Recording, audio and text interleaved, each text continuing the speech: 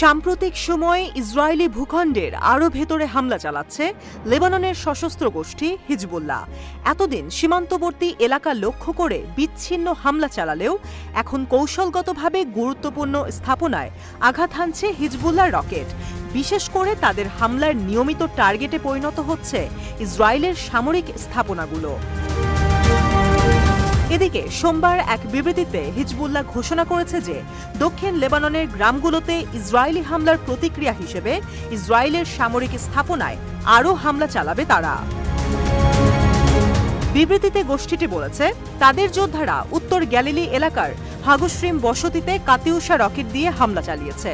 এছাড়া বিশেষ অস্ত্র দিয়ে ইসরায়েলি সেনাবাহিনীর মেটুলা বসতির একটি ভবনেও হামলা করা হয়। অন্য এক বিবৃতিতে হিজবুল্লাহ বলেছে, তারা ক্ষেপণাস্ত্র দিয়ে অধিকৃত লেবানিজ সেবা ফার্মস অঞ্চলে সেনাবাহিনীর আল রাহেব পোস্ট এবং জিবদিন ব্যারাকে আঘাত করেছে। গোষ্ঠীটি বলেছে, ইসরায়েলি সাইটগুলোকে লক্ষ্য করে তাদের এই অপারেশনগুলো ছিল দক্ষিণ লেবাননের গ্রামগুলোতে ইসরায়েলি হামলার প্রতিক্রিয়া। ইসরায়েলি বাহিনী হিজবুল্লাহর এই বিবৃতি নিয়ে মন্তব্য না করলেও ইসরায়েলি বেসরকারি চ্যানেল কেএন বলেছে, উত্তর কিরিয়াত সমনা বসতির দিকে 10টি রকেট উৎক্ষেপণ শনাক্ত করতে পারার কথা জানিয়েছে সেনাবাহিনী।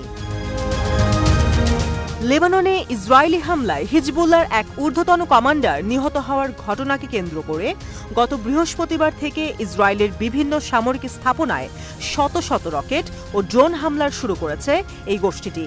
কয়েক দফার এ হামলায় ব্যাপক ক্ষয়ক্ষতির মুখে পড়েছে ইসরায়েলের কয়েকটি এলাকা।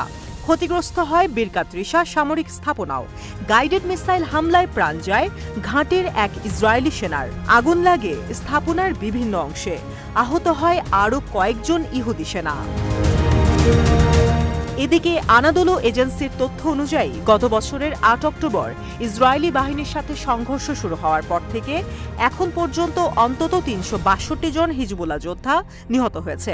অন্যদিকে টাইমস অব ইসরায়েল জানিয়েছে, গত ৭ অক্টোবর থেকে ফিলিস্তিনের চলমান যুদ্ধে এখন পর্যন্ত ৬৮০ ইসরায়েলি সেনা নিহত হয়েছে। এর মধ্যে অন্তত ৩২৪ জন সেনা হামাসের অভিযানের সময় নিহত হয়েছে। গাজা যুদ্ধকে কেন্দ্র করে হিজবুল্লাহ এবং ইসরায়েলের মধ্যে কয়েক মাস থেকে সংঘাত ক্রমেই বাড়ছে। সাম্প্রতিক সময় লেবানন সীমান্তে হিজবুল্লাহর সাথে ইসরায়েলের উত্তেজনা চরম পর্যায়ে পৌঁছেছে। হিজবুল্লাহর বিরুদ্ধে সর্বাত্মক যুদ্ধ ঘোষণা করে লেবাননে হামলা চালানোর অনুমোদন এবং বৈধতাও দিয়েছে ইসরায়েলের প্রতিরক্ষা বাহিনী। যদিও ইসরায়েলের এ ঘোষণার বিরুদ্ধে অবস্থান নিয়েছে তাদেরই দুই মিত্রদেশ আমেরিকা এবং জার্মানি। এছাড়া ইসরায়েলকে বরাবরের মতো সতর্ক করেছে তুরস্কও।